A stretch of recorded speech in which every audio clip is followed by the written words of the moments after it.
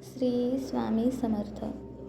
नमस्कार मित्रांनो, आज आपण श्री स्वामी समर्थांची एक प्रेरणादायी आणि खऱ्याखुऱ्या भक्तिभावाची गोष्ट पाहणार आहोत. स्वामींचा अदृश्य हात. अक्कलकोटच्या पवित्र भूमीमध्ये एक गरीब परंतु अत्यंत भक्त स्त्री राहत होती. तिचं नाव होतं गंगाबाई. ती रोज लवकर उठायची, घरची कामं करून स्वामींच्या दर्शनाला जायची. तिच्याकडे ना पैसा ना दागिने, परंतु मन मात्र स्वामी भक्तीने भरलेलं.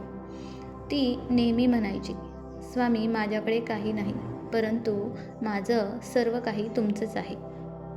एक दिवस तिच्या घरामध्ये अन्नाचा एक कण देखील उरला नव्हता. 2 लहान मुलं भुकेने रडत होती आणि शेजाऱ्यांकडेही मागायला काही नव्हतं.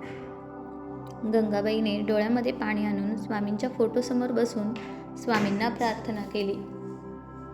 स्वामी, आज मुलांना भाकरी नाही, तुम्हीच काहीतरी करा. प्रार्थना करून ती रिकाम्या भांड्यासमोर बसली. थोड्या वेळातच अचानक दारावर टकटक झाली. दार उघडलं तर दारासमोर एक साधू उभे होते. त्यांच्या हातामध्ये गरम भाकऱ्या आणि भाजी होती. तो म्हणाला, आई, स्वामींनी पाठवलं आहे, मुलांना खाऊ घाल.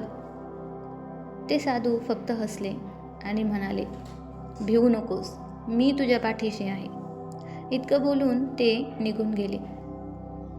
ती धावत बाहेर आली, परंतु कोणीच नव्हतं. तेव्हा तिच्या लक्षात आलं, हे साधू दुसरे कोणी नसून स्वतः श्री स्वामी समर्थच होते. त्या दिवसानंतर मात्र गंगाबाईला कधीही अन्नाची कमतरता पडली नाही आणि तिचा विश्वास अजून दृढ झाला. स्वामींवर पूर्ण श्रद्धा ठेवली की ते अदृश्य रूपाने मदत करतात. भक्तीला पैसे लागत नाही, तर मन लागतं. स्वामी नेहमी म्हणतात, भिवू नकोस, मी तुझ्या पाठीशी आहे. जिथे श्रद्धा तिथे स्वामी असतातच, आणि जिथे स्वामी आहेत तिथे अशक्य हे काहीच नाही. श्री स्वामी समर्थ.